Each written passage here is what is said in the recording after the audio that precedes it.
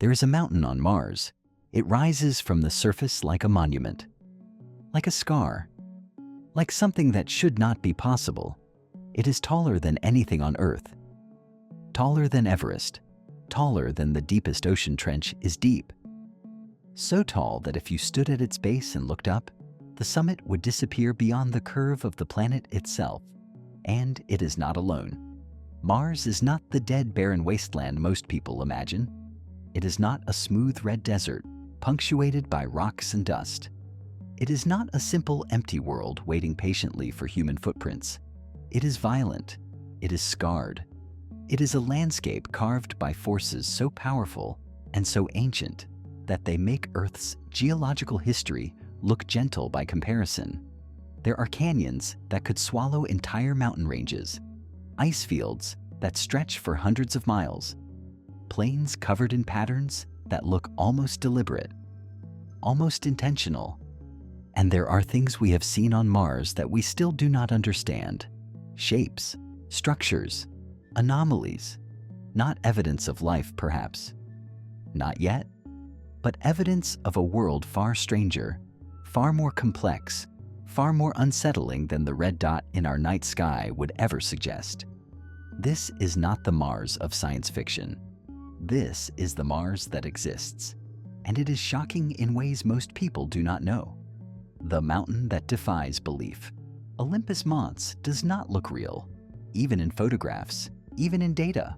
Even when the numbers are laid out plainly, it feels like a mistake, like something misread, miscalculated. But it is real. A shield volcano 25 kilometers tall, 72 times the height of the Great Pyramid of Giza, 2.5 times taller than Mount Everest, so wide at its base that it covers an area roughly the size of the entire state of Arizona. If you stood on the Martian surface and began walking toward Olympus Mons, it would not loom ahead of you like a mountain.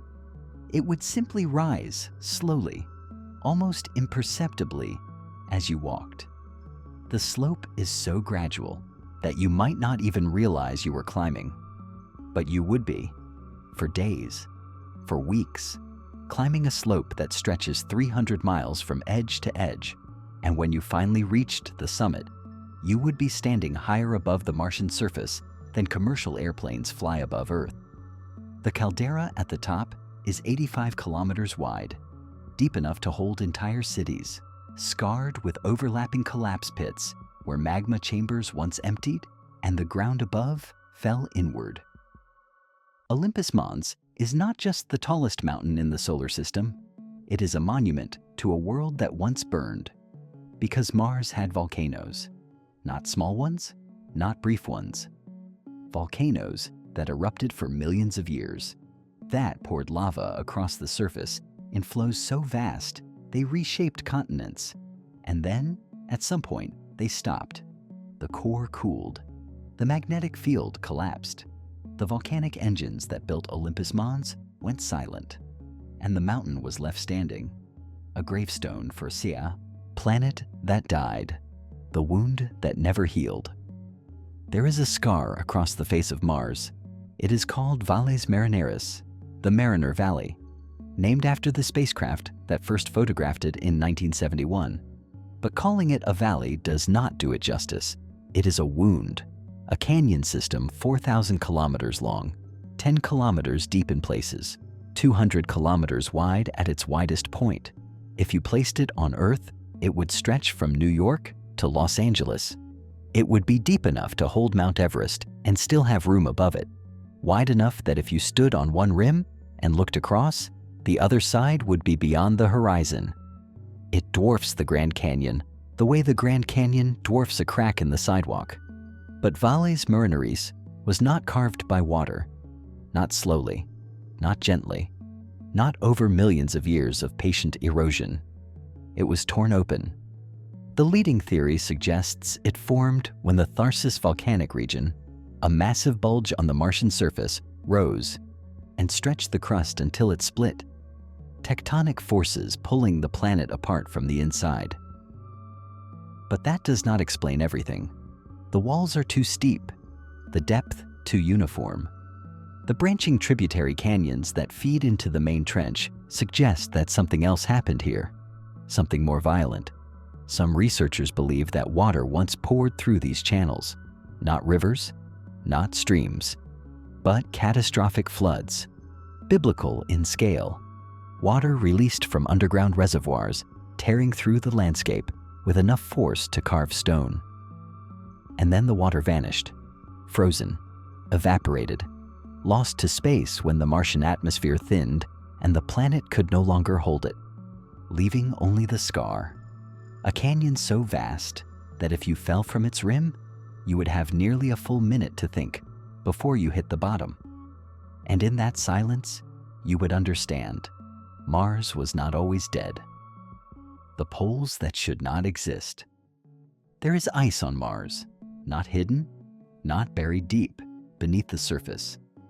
Visible, obvious, stacked in layers at the north and south poles, like a frozen archive of the planet's climate history. The northern ice cap is permanent, a dome of water ice mixed with dust, stretching 1,000 kilometers across. In the Martian winter, it grows. Carbon dioxide from the thin atmosphere freezes and falls as snow, coating the water ice in a seasonal layer of dry ice. In summer, the carbon dioxide sublimates, vanishes directly from solid to gas, leaving the water ice exposed beneath. But it is not smooth. The surface is carved into spirals, troughs and ridges that curve outward from the center like a fingerprint, like something deliberate. These patterns are not random. They are shaped by wind, by sublimation, by the slow, patient forces that operate on a world with almost no atmosphere and temperatures that plunge to minus 125 degrees Celsius. The southern ice cap is stranger. It sits on top of a region called the South. Polar layered deposits, strata of ice and dust compressed over millions of years. Each layer, a record of ancient Martian climate. Each line, a memory of when the planet was different. And beneath the ice, there may be water. Liquid water. In 2018, radar instruments aboard the Mars Express orbiter detected a signal 20 kilometers wide beneath the southern ice cap. The signal matched the profile of liquid water, a subsurface lake trapped beneath ice, kept liquid by pressure and geothermal heat. If it exists, it would be one of the most significant discoveries in the history of planetary science. Because where there is liquid water, there is the possibility of life. Not complex life, not civilizations, but microbes, extramuffles, organisms that could survive in the cold, dark silence beneath the ice, waiting. The dust storms that consume worlds. Mars breathes, not like Earth, not with life, but with wind. The Martian atmosphere is thin, less than 1% the density of Earth's, so thin that it barely registers as atmosphere at all. But it moves, and when it moves, it carries dust, fine particles of iron oxide, rust, the substance that gives Mars its red color, light enough to be lifted by even the weakest breeze, persistent enough to stay suspended in the air for months. Sometimes the wind picks up, a small storm forms, a swirl of dust rising from the surface, expanding, growing, feeding on temperature differences between the ground and the thin atmosphere above. And sometimes that storm does not stop.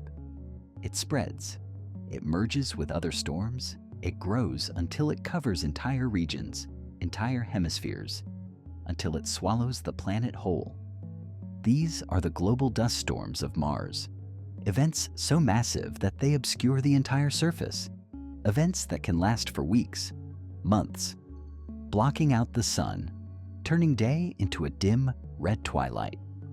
In 2018, one such storm killed the Opportunity rover, not by violence, not by impact, but by starvation. The rover was solar-powered. It relied on sunlight to charge its batteries. And when the dust storm blotted out the sun, the power drained. Opportunity sent its final transmission on June 10, 2018. Then it went silent. When the storm finally cleared months later, engineers tried to re-establish contact. They sent commands. They waited. They listened. But opportunity never responded. It sits there still, somewhere in Perseverance Valley, covered in dust, frozen, dead, a monument to a planet that does not forgive. The face that stared back in 1976, the Viking 1 orbiter photographed a region of Mars called Cydonia. Among the images was something unusual: a mesa, a hill, a geological formation roughly 3 kilometers long. But in the low-resolution photograph, lit by the angle of the Martian sun, it looked like a face. 2 eyes, a nose, a mouth, staring up from the surface, the face on Mars. It became one of the most famous images in space exploration, not because of what it was, but because of what people wanted it to be. Proof of ancient civilizations, evidence of intelligence, a message left behind by beings who once walked the Red Plains and built cities beneath alien skies. But it was not a face. In 2001, the Mars Global Surveyor returned to Cydonia. It photographed the same mesa, this time with higher resolution, better lighting, clearer detail, and the face disappeared. It was a hill, nothing more. Shadows and angles and the human tendency to see patterns where none exist. Pareidolia, the same instinct that makes us see animals in clouds and figures in static. But the face on Mars taught us something important. Mars is strange enough without us inventing mysteries. The real landscape, the actual geology, the forces that shape this world, are more unsettling than any fiction we could create. The floods that drowned a world.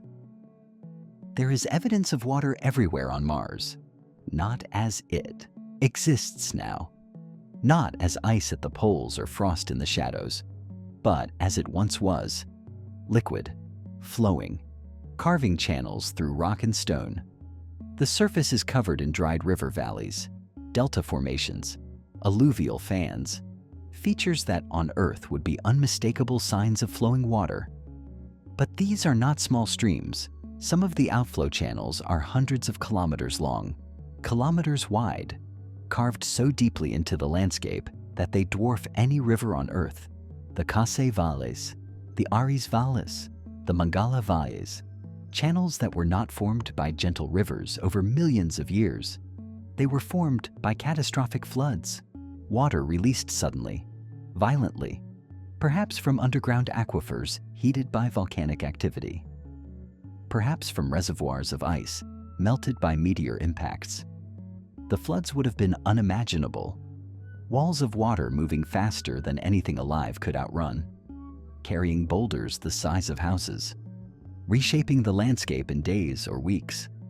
And then, just as suddenly the water was gone, frozen into the soil, evaporated into the thin atmosphere, lost to space, leaving only the scars, channels carved into stone, dry, silent, haunted by the ghost of a planet that once had oceans, the methane that appears and vanishes. There is methane in the Martian atmosphere. Not much, a few parts per billion, so little that it should not matter. But it does, because methane should not be there at all. Methane is a fragile molecule. Ultraviolet radiation from the sun breaks it apart in a few hundred years. On a geological timescale, that is nothing, a blink, which means that if there is methane in the atmosphere now, something is producing it, something recent. On Earth, most atmospheric methane comes from life, bacteria in wetlands, digestive processes in animals, decomposition. But Mars is not Earth. The methane could be geological, released from subsurface deposits by shifting rock or thermal vents. Or it could be biological. That is the question that haunts researchers. Because the methane does not appear uniformly. It comes in plumes, concentrations that spike and then vanish, detected by rovers on the surface, measured by orbiters above, and then gone, as if something is releasing it, and then something is consuming it. The Curiosity rover has detected these spikes multiple times, methane levels rising suddenly in Gale Crater, persisting for weeks, then dropping back to undetectable levels.